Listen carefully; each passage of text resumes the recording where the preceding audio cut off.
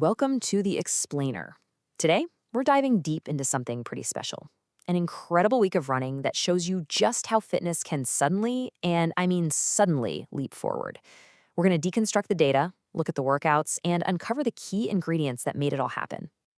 You know that feeling every athlete is chasing, that moment where all the consistent hard work just clicks and your performance skyrockets. Well, the runner who generated all this data, they felt that exact shift. It was a week where everything aligned and their fitness just completely exploded. And this isn't just a feeling, the numbers absolutely back it up. When you analyze the whole week, the volume, the performance, the body's response, this training block scores a 9.2 out of 10. Now, that's not just a good week. That's in a class of its own. It's a genuine breakthrough. So what does a week that triggers that kind of growth actually look like? Let's pull back the curtain and look at the day-by-day breakdown. Okay, now look closely here, because the magic is in the structure. You see the big, hard efforts, right? That tough threshold run on the 28th, followed by a monster long run. But then, what comes right after? An easy recovery run. The pattern repeats later. This isn't just about hammering it every day, no. This is a masterclass in applying stress, and then, this is the crucial part, giving the body time to absorb it, to adapt, and to get stronger, like that run on the 3rd, almost all of it in that low and slow zone 2. So while every single run had a purpose, there were 2 workouts that really stand out. You could call them the pillars that held up this whole breakthrough week. But before we go there, let's just quickly get on the same page about a key term, the threshold run. The simplest way to think about it is running at the edge of your comfort zone. The whole point is to train your body to handle faster paces for longer, to basically push back that point where fatigue really starts to bite. And this is where you can see just how massive the fitness jump was. I mean, look at that long run on the left, a blistering 440 per kilometer pace for almost 28K, with a heart rate that's totally under control. And then, on the right, the final threshold run, holding a 4-minute per kilometer pace for a half hour. And the notes say there was still gas left in the tank. That's just incredible efficiency. Okay, so we've seen the what. Now let's get into the why. Why did this specific week cause such a huge leap forward? Well, when you dig into the data, it really boils down to 4 key factors. We're going to walk through each one of these because they're all connected. It starts with having that perfect recipe of training, then seeing the undeniable signs in the body, being able to handle a massive training load, and finally, the mental game.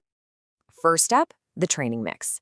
This week was structured almost perfectly, like a golden ratio for marathon training. You've got the right amount of high-intensity work, that essential long run, tons of supporting aerobic mileage, and, so important, that dedicated recovery time. It's the perfect recipe of stress and rest. Second, you have the raw, undeniable evidence from the body. And you don't need a science degree for this one. It's the absolute clearest sign of a fitness jump. The pace is going up, but the heart rate is staying down. That means the runner is getting way more efficient. And that, my friends, is the holy grail of endurance training. The third key gets a little more technical. It's a metric called chronic training load, or CTL. Just think of it like this. CTL is a number that represents your consistent, built-up fitness over the last month and a half. It's a measure of how much work your body is used to handling. And this is where things get wild. In just 1 week, this runner's CTL jumped by 49 points.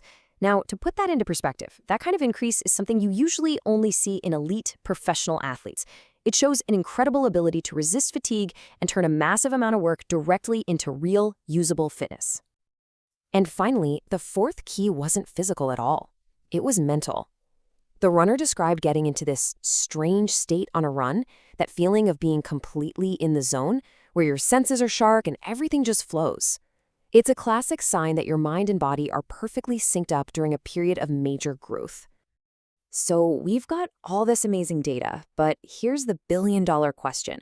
How does it actually translate to race day? What does all this effort actually mean for performance?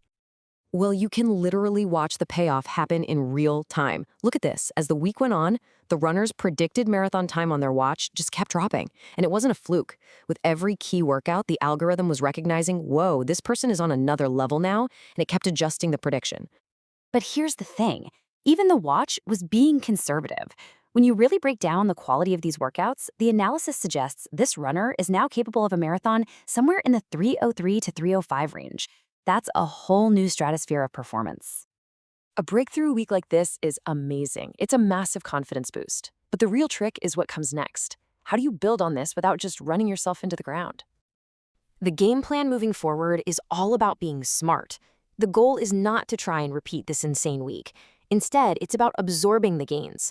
That means dialing back the intensity a bit, focusing on recovery, and letting the body settle into this new, higher baseline of fitness, aiming for a new CTL in that 800 to 850 range. So, when you pull it all apart, you see that breakthroughs like this are not an accident.